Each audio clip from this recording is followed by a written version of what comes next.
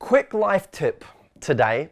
I'm going to give you a bad habit of mine, which is really poisonous to my life and my relationships, that is affecting me every single day.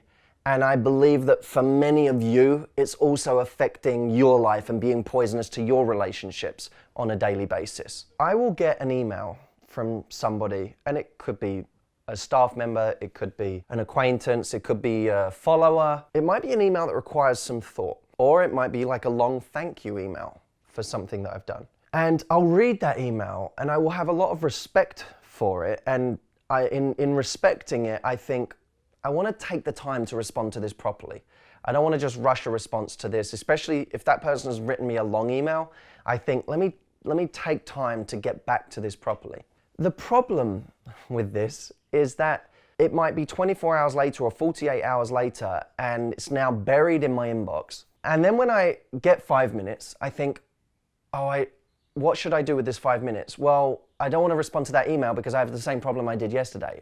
I'm not going to be able to get back to it with enough depth and consideration, so let me prolong it further. So it might get to 1 week or 2 weeks in and I still haven't responded to that person, by which time they may even have sent a follow-up email asking if I got their email. If I'm really dumb, I might end up doing the same thing with that email, because I go, well, I need to explain myself here and explain why I haven't had time, and you know what, I need to really think about what I'm going to say to this email. So I then put that off as well. And it might be that 2 weeks later, that person just now hates me. What it looks like is I've just completely ignored it and I don't care at all. Now, it couldn't be more the opposite. In actual fact, it's that I care that much that I don't want to rush a response to them. I want to take time over it. But that ends up becoming its own form of procrastination. It doesn't matter that my intention is good. On the other side of it, what someone sees is, well, this person didn't even care enough to get back to me. What I have begun to retrain myself to do is, in the moment, get back to that person. Even if in my own mind, I'm going to get back to them in a bigger way, a day from now, 4 days from now. Try and get back to that person today and be like, hey, I really appreciate this, or thank you so much, or one consideration I have is da-da-da-da-da, and I'm going to think more about that over the next few days. Just because someone sends you an essay in an email, it doesn't mean that they don't appreciate a few sentences back to show that you've acknowledged that email. I think sometimes the mistake I make, and perhaps you do too, is that when you get a very long email, you feel like you have to respond in kind.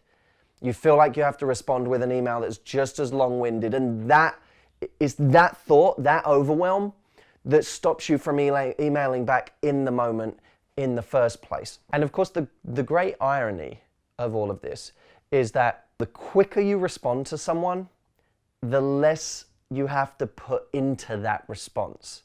In other words, if you leave something for a day, you already start to feel a bit more pressure about what you have to respond. Like if I leave it a week, I now feel the pressure of, well, now I have to have an even better response, because if I've left it a week or 2 weeks or a month to get back to this person, and then their long-winded email, I get back with 1 or 2 sentences, I now feel like I've disrespected their email and the thought, and that they're going to be on the other end thinking, oh my God, after all of that, this is what I get back. People will construct ideas in their head if you don't help them understand the reality of the situation.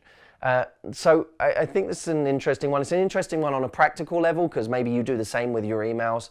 But it's also interesting, I think, on a more psychological level, which is that, even though you intend for someone to feel something, if you don't actually show that in reality, if you don't give them something to get rid of those negative thoughts, then they may come to the worst conclusion on their own, and you're the one who will end up paying the price for it. I've, over the years, lost a lot of opportunities with people where I've harmed relationships because I've left it longer and longer and longer to get back to someone. So yeah, that's it. That was an interesting little topic.